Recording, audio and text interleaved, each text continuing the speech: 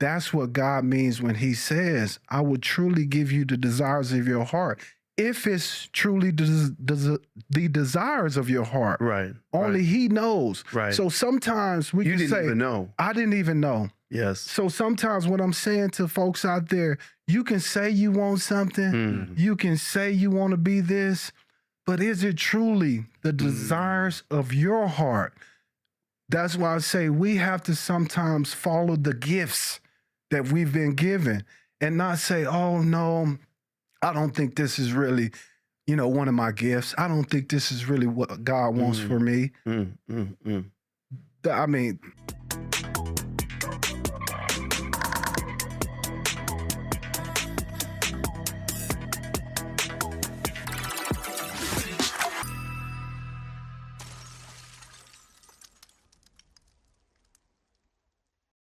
All right, welcome everybody to the Less Than 1% podcast. Today, we have a friend of mine. He's really a friend of mine. I didn't bring him on here because of all the other stuff he did, but apparently I found out that he did a whole lot of other stuff. No, I'm lying. Welcome LaDainian Tomlinson. Definitely a less than 1%er. Definitely someone that changed the game. I personally knew about him through one of my wife's friends, and it's a pleasure to have you here today, and I appreciate you spending the time and coming and talking to us. Absolutely. Yeah. Glad to be on with you, and I'm sure we'll have some good things to talk about, as we did on the golf course. Yeah. So we spent some time on the golf course, and I had to show him my little quirky swing. But you were crushing the ball that day. Yeah. I mean, you didn't always, not always where you wanted it to go, but it was legit. Yeah, and I think, golf is such a humbling game, obviously, right? But I think when you get to a point in golf where you can know what you're doing out there, like some of your bad swings, I know what I just did there, and try to correct it. I think that that's when you really, I think, have control over your game. Right. I mean, we play with people all the time that don't know where it's going. They just hit it all over the place because they really don't know how to change their swing or fix it in mid-round. I've always worked to the point where I could say, you know what? I know what I'm doing. I know what problem I'm having in golf when I'm playing, and try to fix it. So that's the thing. I think that's a life thing. I think that's why I'm attracted to it, because, I mean, obviously played basketball and made that transition to golf, when I wasn't playing anymore. And golf is that kind of game where it's like life. Like if you don't adjust it, it's not just going to get better just doing the same old stuff. So I love it. Did you have a hard time? I mean, you play a lot. You play a lot. Yeah. Did you have a hard time going from a team sport to something that's individually focused? Not really. Okay. Because I think the things like in an individual sport, the characteristics are things that you want, like self-motivation, and, like when you mess up, you're just like, that's on me. Yeah. Those qualities, I already had that. Like I have no problem a lot of times say, hey man, that was on me. Like I didn't hit the hole right, or I didn't catch that ball. Right. QB, that's on me. Right. I've never really had a problem doing that. And I think, you go to a point where, in the sport like golf, you say, hey, I didn't play well today. Yeah. And that's on me. But the great thing is I understand that there's always tomorrow too. The sun will shine tomorrow. So strive to be better tomorrow. It's funny. So it's a humbling game. And then the one thing, so a lot of people know you perfectly, and, and I fortunate enough to came and support the, Jack and Jill. And, you had obviously friends, family there, and everybody's kind of like, talking about you behind your back. And the one word that comes up every time with you is humble and humility. You mentioned humble in golf, but I mean, you're a killer. I mean, you were a killer in college. You were a killer in the NFL, made the Hall of Fame. I mean, and even meeting you and talking to you, you're so humble. Like, how do you, is that hard to maintain, or is that just intrinsically who you are? And if it is who you are, where'd it come from? I think it's entrenched in kind of my DNA, if you will. First off, my father was a very humble man. Like, this man like never yelled at all. Like at us, the kids, never ever yelled, never Wow. spanked us.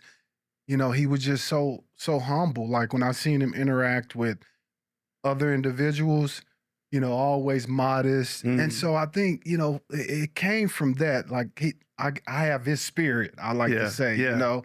But I think, you know, like people cultivate that over time. Coaches, you know, my mom, you know, different things that I think I heard growing up allowed me to stay humble.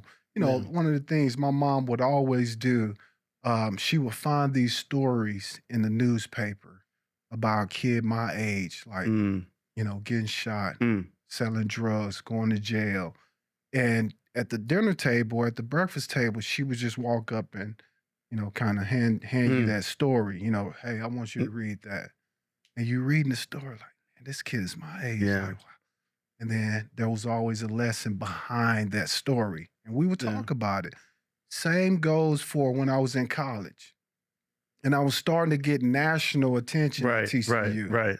And I remember my head coach, Dennis Francione, calling me into the office one day.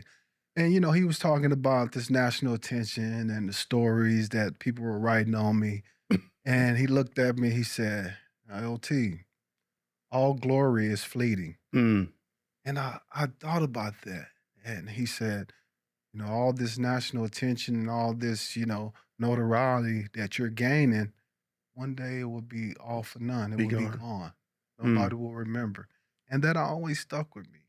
It always stuck with me. And so that's why I say different things that people have instilled in me Right. has allowed me to kind of continue to, I guess, that humility and Yeah. to be humble. So when I first met you, what struck me is that you interacted with me like we had been friends for 30 years. Like off rip. Like just you were just like, I just met you like, hey, you know, and I've seen you interact with other people. And like I said, other people kind of talk about you. Is that something you try to do, or is it just natural to you? Because I feel like that's I don't know if that's something you can teach. You know what I'm saying? Yeah, no, I get it. Yeah. But I never try. I never try Okay. to do it. So that's I just think you. it's just who I am. Yeah. You know, being someone that I think I would say my friends can easily come and talk to me, and they feel like they can talk to me about anything, and we can have all different types of conversation. I've never been, even in, you know, my highest moment, I've Right. never been this standoff person or this, you know, look at me or shrug you off like, who is this guy? I've never been that type of Yeah. person. So I think it's just natural for me to respect an individual until you show me otherwise. Mm. You know? Well, I gotta stay on. I gotta stay on my P's and Q's, right, Jordan? I gotta behave because I got a history.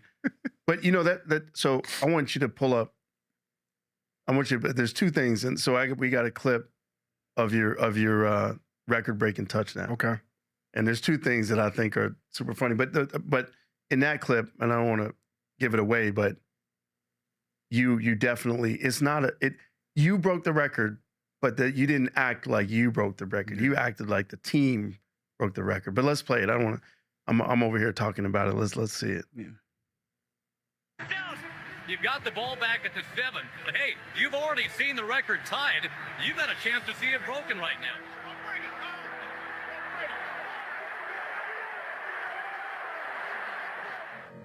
I said, guys, you know, we're gonna all be old one day. When we look back on this clip, I don't want it to be about me. I want it to be about us. I was crying in the huddle just because I knew we were about to do something. I had tears in my eyes snapping. I was like, oh, God, don't mess this snap up. And I'm like, all right, LT, I said, get on my hip and don't dip. Let's go. We're going to score this touchdown. I'm like, this is going to be great. I get to lead LTN. I'm going to be on NFL Network. This is going to be great. The play is designed to go straight up the middle.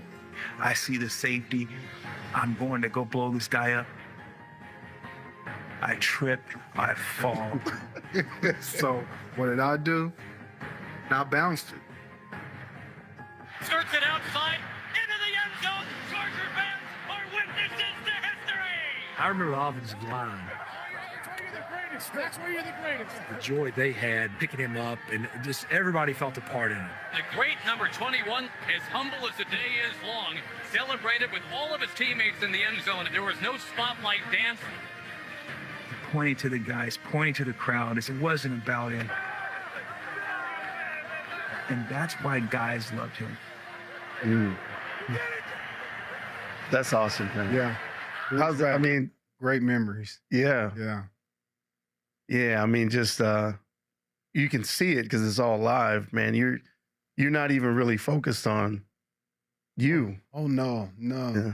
I think the build-up, when I think about the build-up to it, for one, throughout the game, it was kind of a little back and forth at first. Yeah. And then as we started to take control of the game and do what we always did, which was impose our will. That was kind of our motto. Yeah. Impose our will.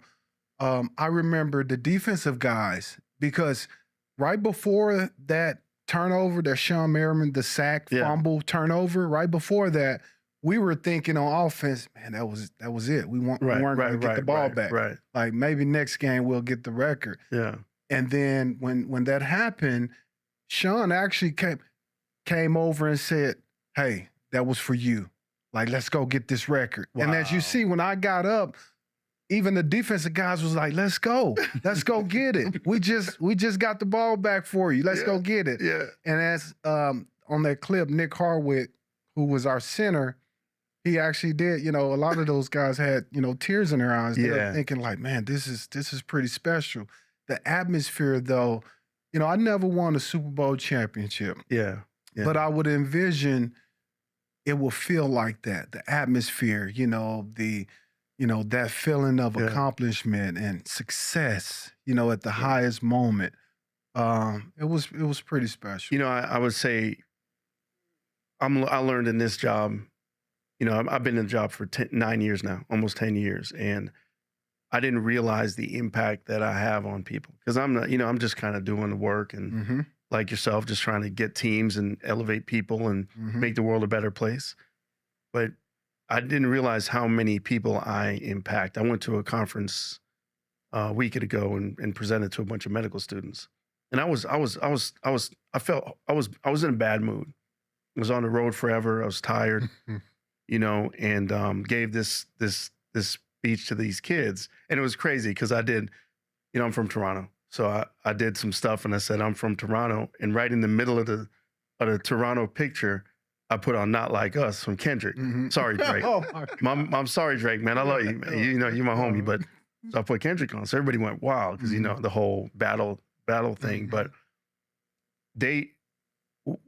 just talking to them, they poured into me, like, because you saw in their eyes the future was so bright. Like they're not callous, and you know what I mean. They're not like burnt out. They're just starting, and everything is amazing. And so the thing I would say about that, even me, and I'm old, that gave me goosebumps because I saw the way you know what? You didn't even say I broke the record this entire time. You said we broke. I mean, I watched like 800 interviews of this, and you always talk about when we were going to go after the record, when we this, when we that. That, you know what I mean? Like, so I'm saying, I know you didn't win a Super Bowl. I so wish you did, but on the other side of it, that's people's Super Bowl. Yeah. You inspired so many people by the way you played, not just your athleticism, but also by the way you played and your humility and all that. Thank you. So I appreciate that. Yeah. This is you are a blessing to people that you don't even know. Yeah. And that's, I think that's what we are when you're in a position to, inspire people or motivate people to do something that they didn't think they could. I think that's our obligation is to really press in and lean in about team. Yes. Like nobody gets there by themselves. I don't care what profession you're in, how much money you have, nobody gets there by themselves. And part of it is the understanding of who plays the part. Right. You know what I mean? Right. On any team, like who plays the part. My part on that team was to be the captain, was to, to be the guy that the engine, that I think carried the team or, Right. motivated the team. Now, the quarterback's job was to drive the ship. Yes. Yes. That's his job to make Yes. sure the ship is going in the right direction, but it has to have an engine, in the ship. Yeah. There's all kind of parts to that ship. So knowing what part you play Right. was a big thing, for me. Right. Who's the best leader that has either led you or you've been a part of or you saw, who's the best leader you've ever seen? Wow, that's a good one. Man, I've been around a lot of really good leaders, but a guy right at the top of that is probably the late Junior Seau. Wow. Man. The late Junior Seau, man. Yeah. The guy was just a phenomenal people's person. Yeah. Because he had a way, even if he didn't feel like it, he had a way of making you feel like he cared about Yes. what's going on in your life. And that's hard to do on a team of 60-some folks. Right. To make every individual first from the 65th person to make them feel like. And all different hierarchies, right? Guys who's making millions and guys who are just, trying to get on the field. Absolutely. But the one thing that I noticed with Junior, it can be a guy that was a reserve starter. If he was, reserve role on the team. Yeah. If he was having an event in the community, for his foundation, and he asked Junior Seau to show up, no, that man would show up. He would show up for his teammate. And he would be so interactive and so, fun and like that energy and that light that he had with other folks. That's where I think, like, I remember when I first got to the league, and I was in awe of Junior Seau. Yeah. Because I can imagine. superstar, Yeah. all pro, all world, Mr. Southern California. Right, okay? Went to school in San Diego in high school, went to USC. This man was Southern California. I remember walking into that locker room and being in awe. But the one thing that I did early on, I just kind of watched his moves, his movement, the way he talked, the way he handled himself in the media, the way he handled himself around teammates. And one quick story about that, I used to see Junior Seau get in the cold tub every single day.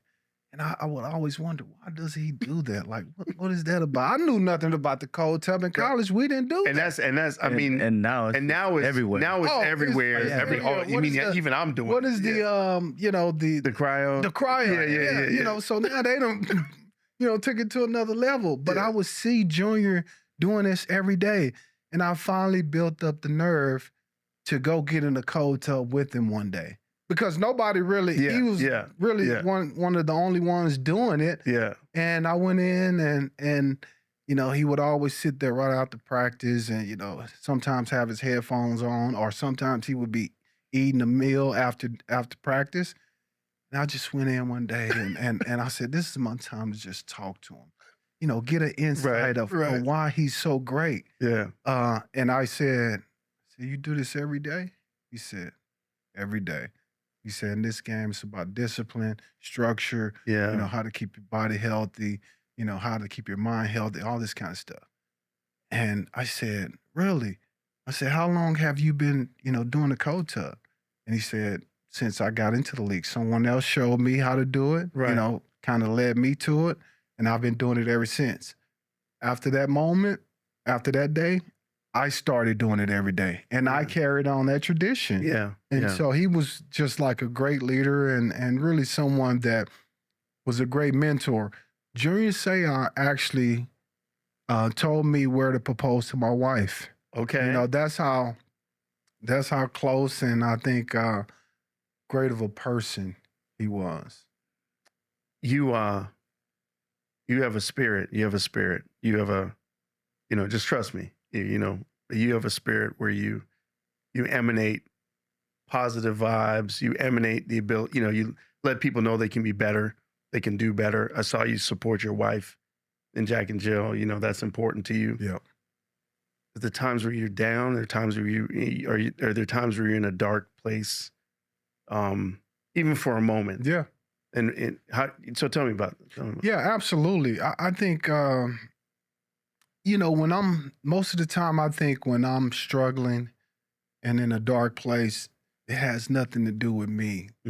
It's something my kids are going through. Man, you know what I mean? Like, you're gonna make me cry. It's something my kids are going through that I can't help them with. You know, they're dealing with something at school. Yes. I can't help them with it. I got to try to coach them or navigate them through the situation. And it makes you feel helpless as a parent, as a father. Yeah. You know, because like, listen, I think the times where I have really been like down and struggling, honestly, those days are really over because it was about my career at that time. Right. You know, like when it was about me, when I got released by the Chargers, you know, wondering, my wife was pregnant at the time, wondering where are we going to go? Our doctors are here. You know, she was like, oh my God, like we're pregnant. Like we can't leave now. Like, why are they releasing you? You know, those were hard times. And how I dealt with it, you know, my faith. Yeah. You know, my faith in God and knowing that he is never gonna, you know, leave me or forsake me, but also he's never gonna put me in a position or a place that I can't thrive. If I truly believe that. And so those were the times where, you know, I meditated and really focused on what God was trying to tell me and where he was trying to lead me.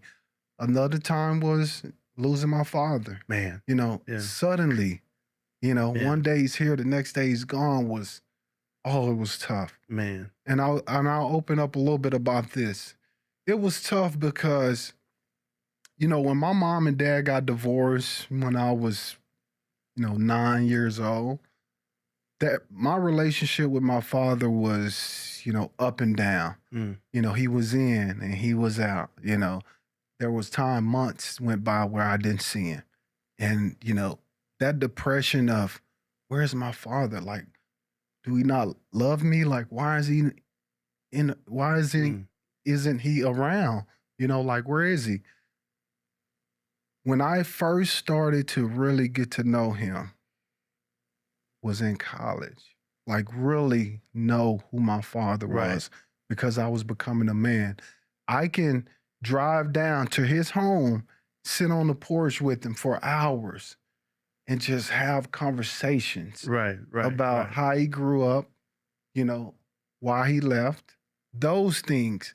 And it was at that time where I started to understand my father, but more importantly, I started to understand me. Yourself. You know, why I was the way I was. So at the height of me starting to get to know my father truly, him seeing me have my greatest professional year, he's gone.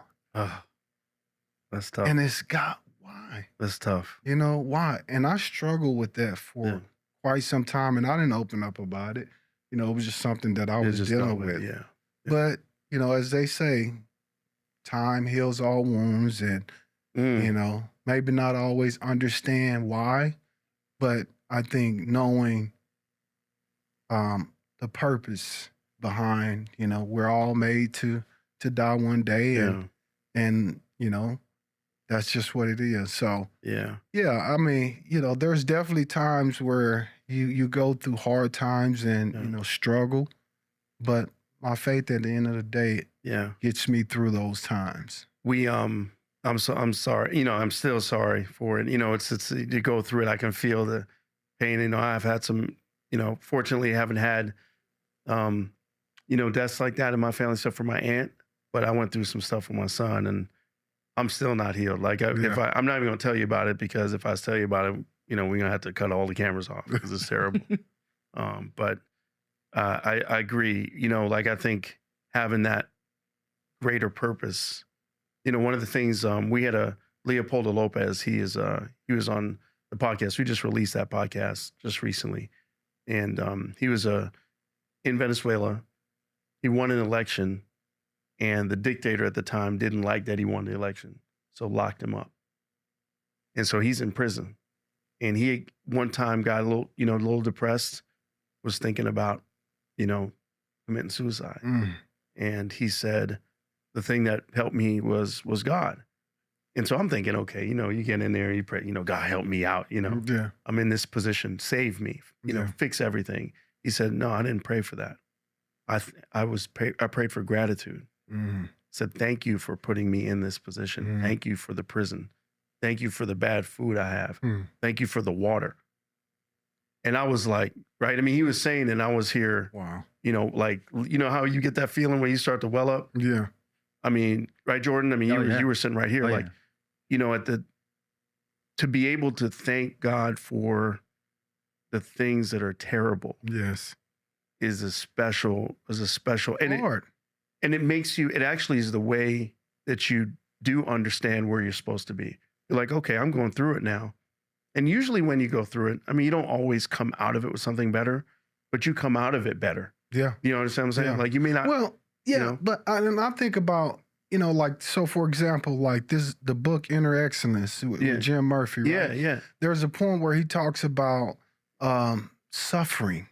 And as humans, we don't think we should suffer. We don't think we should be in pain. Like it's not in a human nature to say, oh, suffering is great. But why are we like that? Right. Where Jesus paid the ultimate sacrifice for us and he suffered for it. Right. So who are we to say that we shouldn't suffer or we shouldn't be in pain? Right. And it makes perfect sense, right? Sense. Yeah. So if we, in the times where we're suffering and, we're depressed or we're going through it, I really believe those times we should embrace it and feel every moment, every pain, feel it all, embrace it all. That way, I think you can digest it. This is the reason why I'm feeling like this. I don't ever want to feel like this again. Okay, how do I move forward to make sure this doesn't happen again? Right. I think it's a perfect way to approach it. Yes. Totally agree. So before I start crying, I just want to let everybody know that LaDainian and I have the same last name, and we don't think we're related. And I'm not going to spring any DNA test. It ain't that type of podcast. But I do want to. Not the father. You are not his brother. But I want to. This picture. I sent this picture to my dad, the one that we took on the golf course. And you have that, Jordan, that picture? Yeah. So he said, wait a second. He said, wait a second. He got to be related. But just for the record, the LaDainian's legal team going let me know. We got the same name. But it's funny. It has to be. It's not many Tomlinsons. No. You know what I mean? Like you're looking around. I'm like, okay, well, when we saw you on TV, I'm like, I told everybody, that's got to be my cousin. That's got to be my cousin. But it's crazy. It's crazy. I do want to talk I have another clip I want to show, but I want to talk a little bit about Lorenzo. Yeah. Okay, because I lived in Fresno for 20 years. Mm-hmm. So played golf with Lorenzo, or Lolo as everybody called him. Lolo, everybody called him. And we were playing at the country club. We both joined it. He lived in my neighborhood. Okay. Like right in that. I don't know if you've ever been there. It was he lived right in the front. Lamar? Well, no, this is in Fresno. Oh, in Fresno. Yeah, Fresno, when he was in Fresno. So we played, like I said, our through my wife's family, we know him, and we were playing golf. And and he started. Now listen, you've seen him play golf. Yeah. I'm sorry. He ain't that good. Now when he'll get a hold to it every now and then, and he's strong. He's strong. He's strong, but you need everything. Yeah, you need to loosen up. And I was playing really good at that time. I was playing a lot, and man, fairway green, and man, he was talking so much. That's what he does, man. Fun. So I gotta tell this story about Lorenzo. One of my greatest and funniest stories about Lorenzo Neal. Okay, we're playing golf in San Diego, and I want to say it's like on Memorial Day weekend. So people are at home. We're playing in this community where there's houses lining the fairway. Okay, so we're on this one particular hole. Yeah, I know. And Lorenzo hits a bomb, and it goes right. It goes right, and this man is in his backyard, and the ball hit his house. Boom! And so imagine, I mean, it's probably 100 yards from, the car path to where this man's house is. Right. So But he's way right. low. But we hear him, hey, you come get your ball. You come over here. You come over. You done hit my house. Like he's going off. Lorenzo, fast walk, starts walking over there. Okay, this dude's bad, huh? Yeah. He gets over there. The dude looks at Lorenzo, sees who he is. Yeah. Lorenzo got this fat neck. He's huge. Yeah. Dude said, "Oh, I'm sorry. I didn't know it was you. I'm sorry. Don't worry about it. And just kind of threw the ball back." But it goes to show you that people, a lot of times, overreact. Right. Yeah. And Lorenzo could have easily jumped the gate. Yeah. And went and said, "Okay, say it to my face." Yeah. But his ability, and this is the guy that Lorenzo is, just such a great guy. His ability to go from 1 to 10, but then to say, back off of it. Because I've seen him in the locker room, with younger guys that challenge him, dump him on the head right away. This guy was a wrestler in college. Yes. So he can get down. In Lemoore. Which is probably the capital, right? Of wrestling. But to see him, get over there and this guy gets so scared. Oh my God. Yeah. First off, we were laughing. We were dying laughing because you were tough. You were tough about when we were 100 yards away. 4 minutes ago. But now, not so tough. Yeah. That's awesome. So I want to play this. I want to play this clip. This one to me. I want to ask you about the speech that you wrote because this was powerful. So let's play that clip. This is the end of your Hall of Fame speech.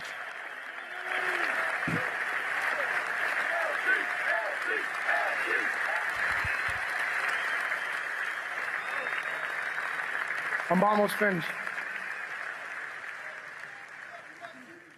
When you are part of a team, you understand your teammates, their strengths and weaknesses, and work together toward the same goal to win a championship.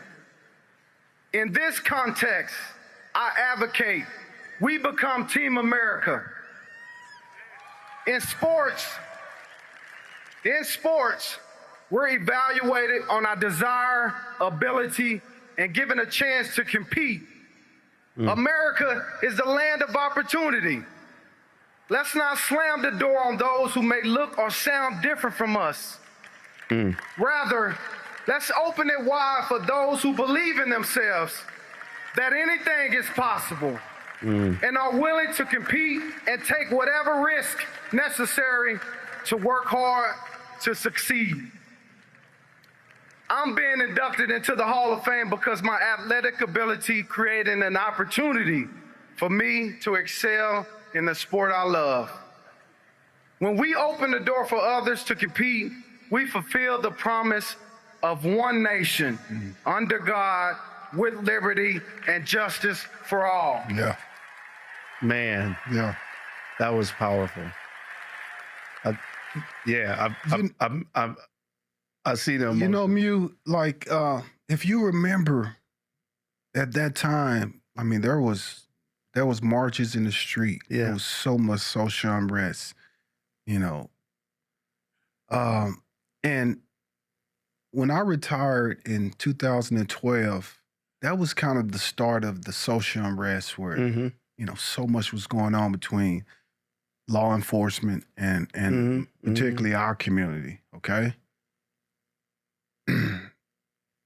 It took me, I guess, maybe a year to kind of formulate my thoughts into, okay, if this was going to be the last speech that I would give, that the last thing that people would hear me say, if me leaving tomorrow in the plane crash and I was gone, what would I want? What would I want to say? What would I want to say to this country as they have elevated me to this Hall of Fame status and I got this gold jacket and this is my opportunity, to say how I got here.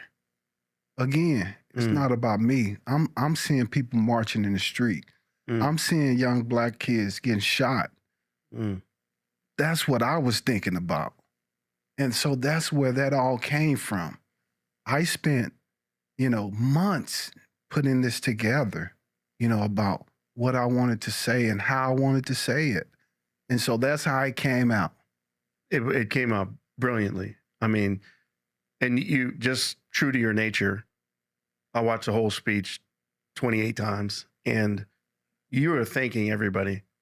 Like there wasn't like, you were, like it wasn't like a MJ speech, I remember when you did this to me, and I remember when you did that to me. Yeah. You just went through, you think. I feel awkward though, Mew, like talking about myself. It's obvious.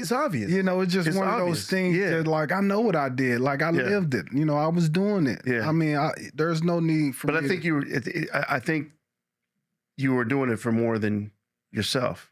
Yeah, you could tell. I mean, the weight of the world was on you. Every snap. It feels like. So, man, it was powerful. I think not enough people play that speech. Especially with all the drama now, and I don't, I'm not political. I'm not a political person. I don't want to go into all that. Yeah, but me neither.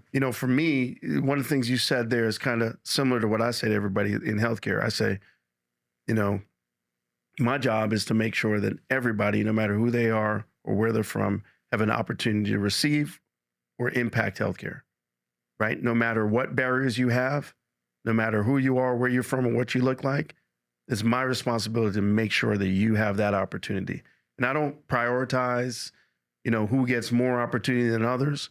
But man, there are a lot of people who don't get opportunity that I'm going to spend a whole lot of time on because I'm lucky. I mean, I feel so blessed to be in the position I am. But to your point in that speech, if we just stop there, if you get to the Hall of Fame and you just like, I'm in the Hall of Fame, I did what I need to do. Mm-hmm. I feel it. You would feel incomplete, and I feel incomplete. That's why everybody asks me, "Why are you doing a podcast?" Like, I don't need to do a podcast, right? Why are you bringing in different people into this environment to talk about life and being a less than 1%er and why you're sad and who's your hero? And I have one more question for you. I'm not gonna go there yet, but ask you all these questions. Why am I doing that? Is because I feel like my responsibility is to try to change the world. And if somebody can hear, LaDainian Tomlinson give some advice or give some input or give some inspiration, and I get to one person, my job is done. Absolutely, because what I mean? You've worked for the position that you are in. Like, you'll put hard work into it, sweat, blood, and tears to get to where you are. But there is some other kid out there that don't believe that they can do it until they, till they meet you, till they shake your hand, till you tell them your story. I remind people all the time, I didn't always believe, that I can make it to the NFL. I didn't, because I knew no one from my city, from my town to make it. How do you believe in something that you have never seen? Right. But at the same time, what changed was meeting Emmitt Smith and touching Emmitt Smith, sizing this guy up and saying, man, he's not that big. Like, okay, but he's big here. Yeah, he's big here. And what did it take? Yes. To be big here, hard work, dedication, consistency, all those things we talk about. But I think a lot of time we quit. As people, like humans, we quit when it just get a little bit too hard, and I tell, especially young athletes or even young student athletes, a lot of times you could be right on the threshold. You could be close to knocking the door down, pushing the door down. If you keep knocking, but we get to a point where our arm is a little tired, and we just a little fatigued, and we say, you know what, it's never gonna fall, and we turn and walk away, not knowing that we're that close. That tipping point was right there. Yes. Yeah. Man. Okay, I have. So we do this with everybody, and you've been so gracious. But I'm gonna ask you a question, and then we actually want. Do you have a family member you can call?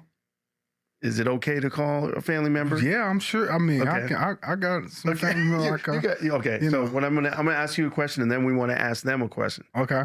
So the question I want to ask you, and you can't, it has to be something that's unique to you. Okay. You can't just say, it has to be you. Okay. Like, you know what I mean? Like nobody else in the world is ever going to have this on tape but Moo and Jordan and less than 1%. Okay. I'm nervous now. Yeah. He went from leaning forward. To like, I got that thing I got to go. Like, Moo, I got to be at the golf course at 2:15. You got to get going. All right. No. Okay. So what would you say? Now you see behind me all these Action figures. Let me tell you a little story first, and then I'm gonna ask this question. So, my daughter, I'm gonna combine what you said just now with inspiration and seeing it to my daughter. Okay, my daughter is, both my kids. Both my kids are really, amazing kids. They're doing the thing. Ryan's at UT Dallas. Athena's at Boston College. So we go to Marvel movies. We just go to that's a family thing. Mm-hmm. We just go to Marvel movies. And when we go to Marvel movies, you have a very, I know your family unit is real tight. So we go to the movie, we watch the movie, and then we rate it. We get in the car and we talk junk, you know what I mean? And we rate it together. And we are just eerily right on every single time. This is a C, this is a B, this is a A. So we went to see Black Panther. They're the first one. I watched Black Panther and I'm like, okay, it's all right. It was good. But it was all right. It was a little bit of a, I think for black people, Black Americans specifically, it was a little bit of a coming out party because you had a dedicated, there was Flash back in the day with Super Friends, and then there was Static Shock. We talked with Joel, but now this was primetime Marvel. Yeah. So we left there. I'm like, Dina said, Dad, what you think? And I said, it's good. It's good. It's a B. It's a solid B. It's a B minus. She looked at me like she was going to tear my head off. And I'm like, because we very similar. Even my son, we just very similar. And I said, what did you think it was? And she said, it was an A+. And I said, we never that off. What is wrong with you? And I said, well, what do you, T'Challa, like, what did you? She said, Dad, I like the sister in the lab. Wow. And then it hit me. I'll say my daughter, who has 2 doctors as parents, and I'm grinding, I'm doing my thing. Like, it's not like I'm unsuccessful, even beyond medicine. You have all the role models in the world, but it takes a lady with a science lab on TV that kind of looks like you, that kind of moves like you, that jokes like you. And that's the inspiration she got. Yeah. And so to your point about inspiration, and just seeing it, it's more than just seeing it. Emmett did more for you than just seeing him. He kind of showed you, like, here, take the mantle. Like, this is what you take. So, so that was my transition to. I had to tell that story because it matches with what you said. But so that it takes me to these superheroes. So, what is your superhero power? And it can't be I'm on time. I hit the ball 320 in the wind. It has to be something intrinsic to you that only you have. That's your superpower. Oh, my vision. Like, my wife, like, she freaks out that I can see, like, stuff from long distance, like, read stuff from long distance. She's like, how can you see that? Like, she used to, like, flip out, like bird eye type stuff, where, in one of my eyes, I remember, my eye doctor, saying, like, I had, like, 20/10. He was like, that is, like, at an older age, to be able to still be able to see.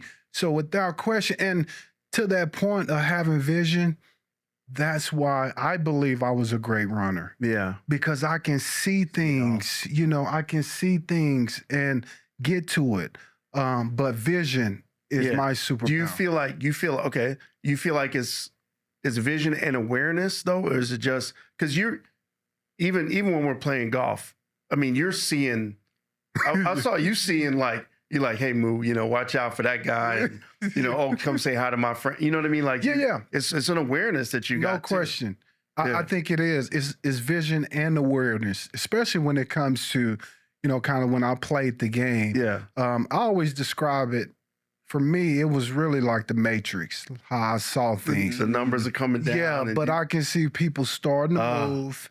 And for me, I'm just the awareness of seeing it and me being able to move against, them or opposite of where they're going is definitely. And the other part of it is probably a little claustrophobia, because I'm claustrophobic. We got to make the room bigger. And so but it's only in small MRIs and stuff. Yeah. Couldn't do it. Yeah. Being strapped down, when my arms came in, I can't do it. Okay. And so another part of, kind of that quality of being a great runner is not wanting to be pinned down and finding. So that's your kryptonite and you're trying to avoid it. Yes. Well, okay. So before we go to the call, when we set that up, let's go to that clip because Lolo called you something different. Oh yeah. I'm sure he did. All right. I've seen train monkeys, donkeys, elephants, big old tigers, and lions. I said, you've never seen a trained jackrabbit. I said, you're like a jackrabbit. When you get the ball, you don't know where you're going. Oh, yeah. I can see that.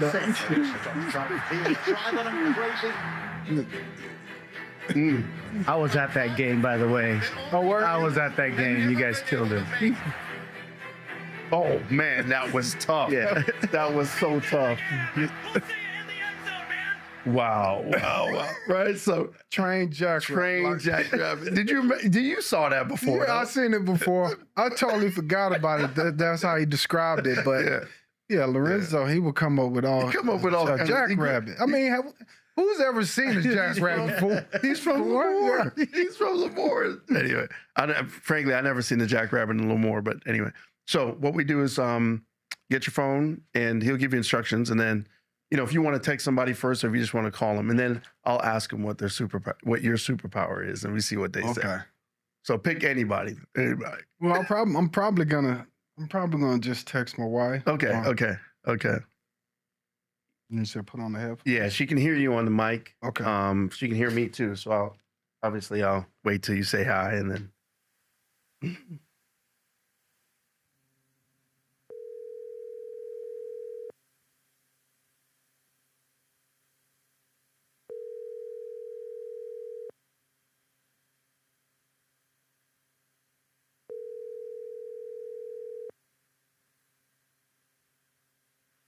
Hi, this is Torcia.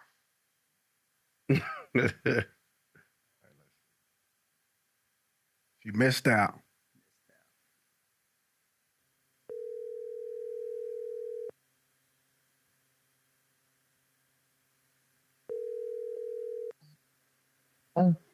Mom? Hey. Hey, how are you? Good. How you doing?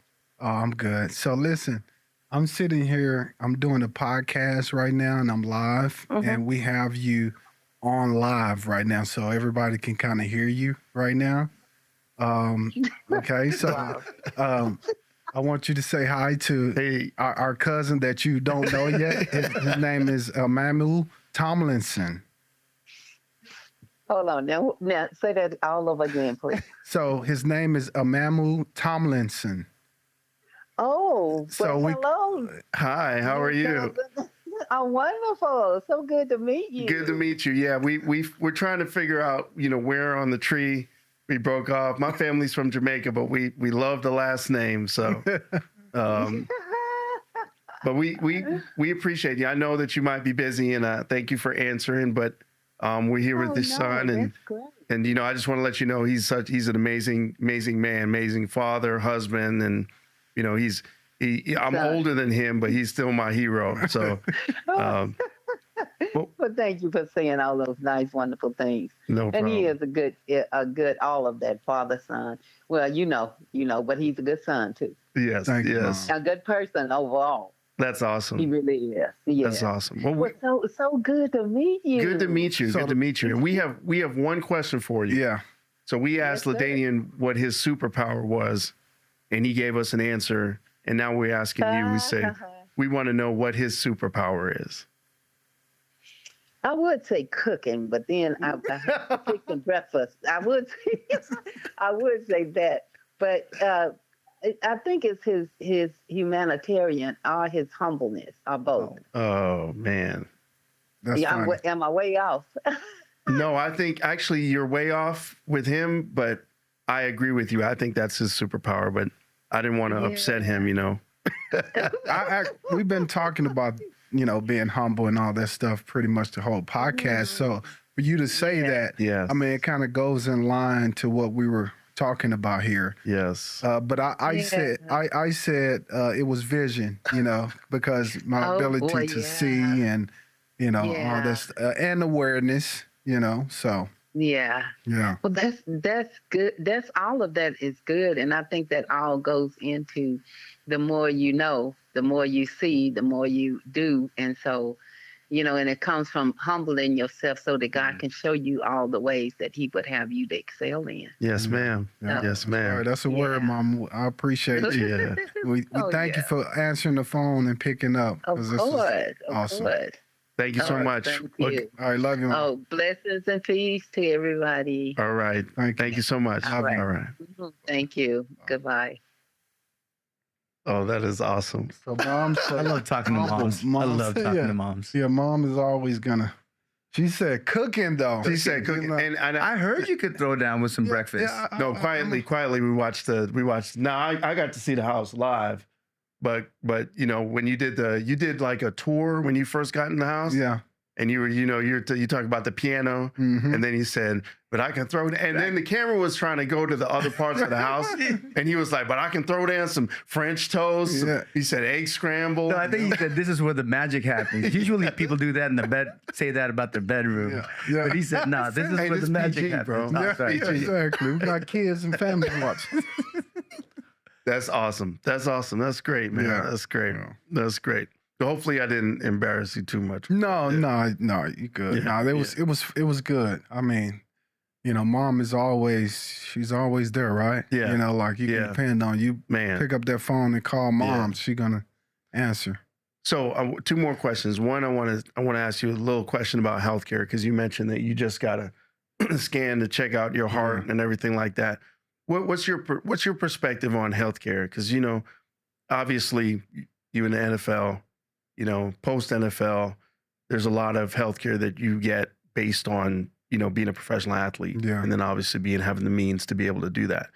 But overall, I mean, there's a lot of people that struggle with healthcare. What's your perspective on healthcare in America? Well, I think your perception, honestly, it changes as you get older, right? Yeah. You know, because when you're young, you know, we think we're invisible and you know, there's no need to go to the doctor. I don't feel any different. I don't feel like I'm sick or anything like that. So, you know, like I'm just going to live my life. If something happens, my body will let me know, right? Like that's been the perception, at least, you know, for a lot of my friends.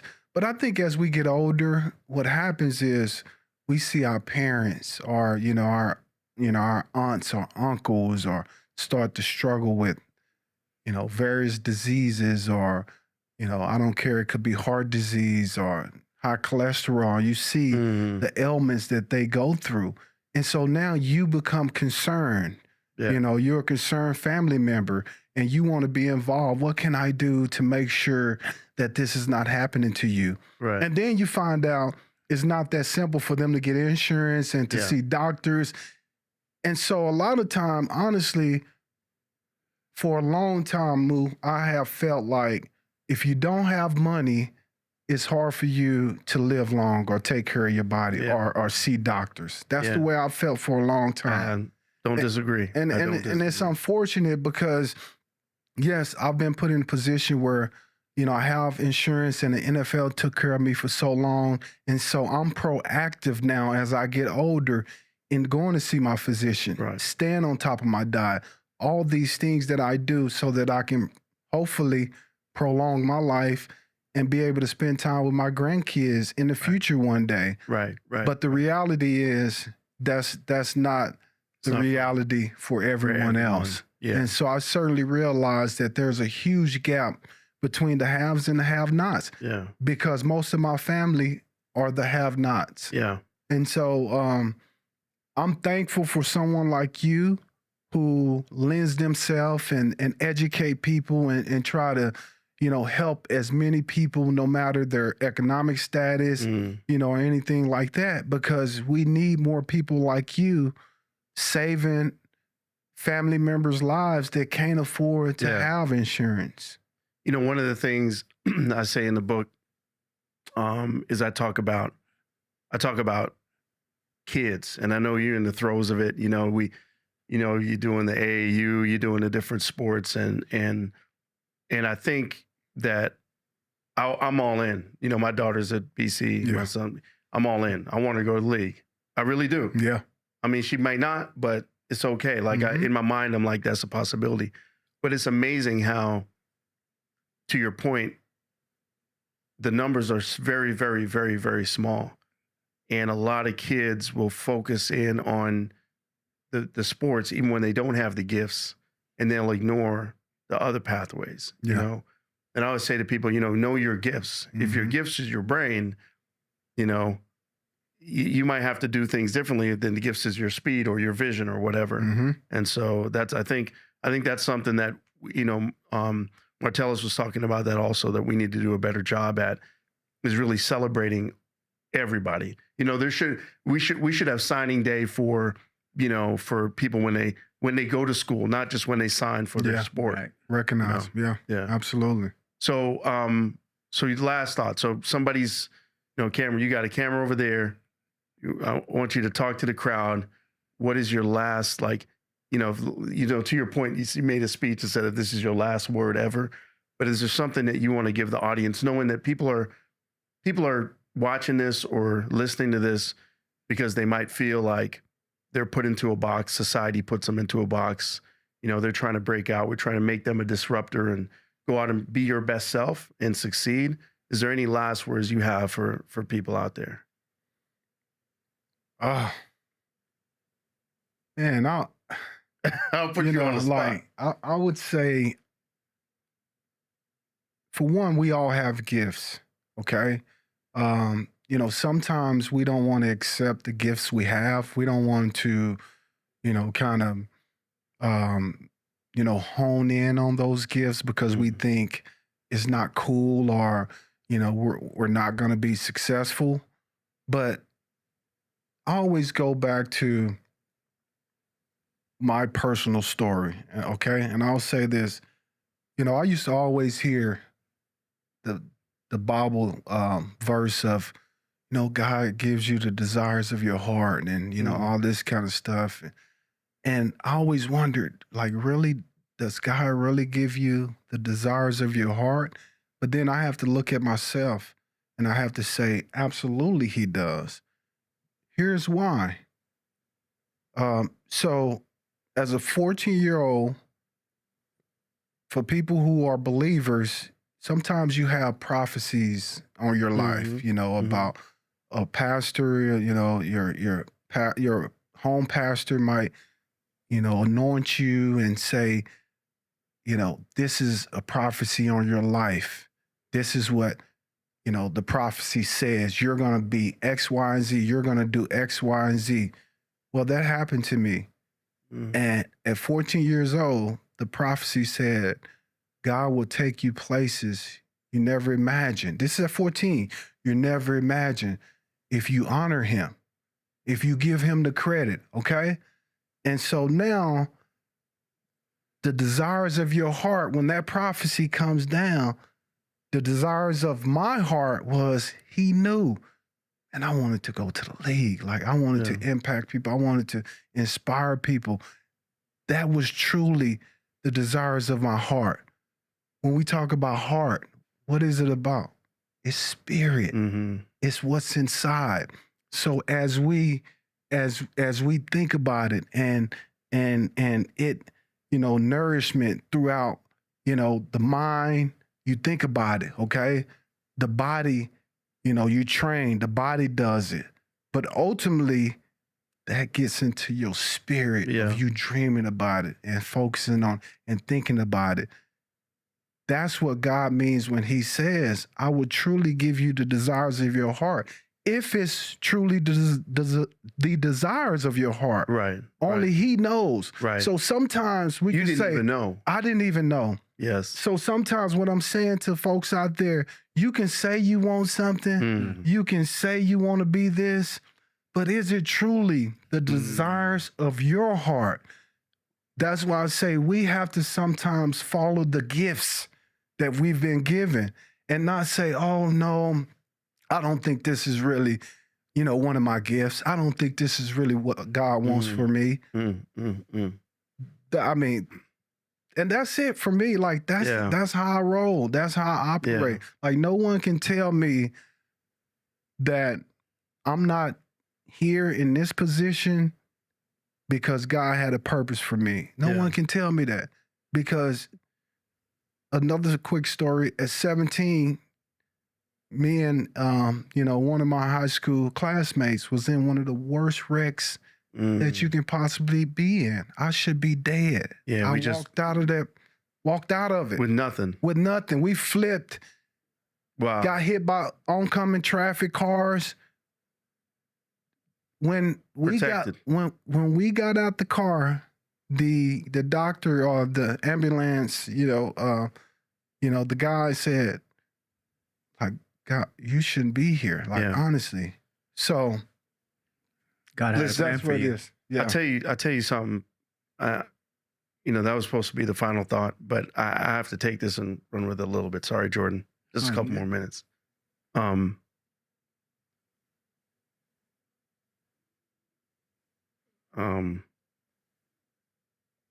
So I was in a car accident. Same thing. Going somewhere where I wasn't supposed to go, driving back, and flipped the car. But there was a truck. There's a trucker I passed. On your left. Yeah. Boom. Late at night. And I was driving, and I think I fell asleep. I don't know. I don't know what happened. And he said that the car flipped. Flip. What does a flip? Yeah. In the show, the Transformers, and it flips, and then it goes in the air, and then it flips again, and I was in a field in upstate New York, and I remember you got thrown from the car. No, I was in the. Oh, you was still in the car, but you was in the field. I was in the field in the car, and I'll never forget because the car had compacted so much. We used to put, back in the day, the old guys used to put 12, 14s, in the back of your car. Mm-hmm. The music was still on, and the speaker was right by my ear. Oh, wow. Wow. So the guys ran over to the car, tried to bend to get, to squeeze me out. And to your point, unscathed, not a cut. I mean, I had glass in my hair, my hair. Well, I had hair then. But it's, when you said that, I kind of had to stop because everybody I meet that has done amazing things in this world, I mean, athletic, academic, whatever it is, they tell these stories where it's almost like I want to write another book about these near-death moments or these situations where, there's no reason that I should be here. There's no reason that you should be here. And then all of a sudden you're vaunted into a position where you can affect people's lives. It's almost like, it has to be for God's purpose. There's a reason to show how great God is. I believe, for what other purpose could there be? Yeah, it's amazing. So listen, I know you're busy. I appreciate you. I know you did not have to come here today. But I wanted to though, man. But I know you came, because you're that kind of person. And like I said, I'll, just in the short period of time that we've known each other, that I really feel that spirit. I really feel like a kindred spirit. I felt like I could have been a better athlete if I had met Emmitt Smith earlier, or if I had football in Canada. You know what I'm saying? I had this football body trying to shoot baskets. But no, man, I appreciate you so much for coming by and thank you for being part of the Less Than 1% family. Absolutely, man. All right. I wanted to. Appreciate it. All right. Good. All right.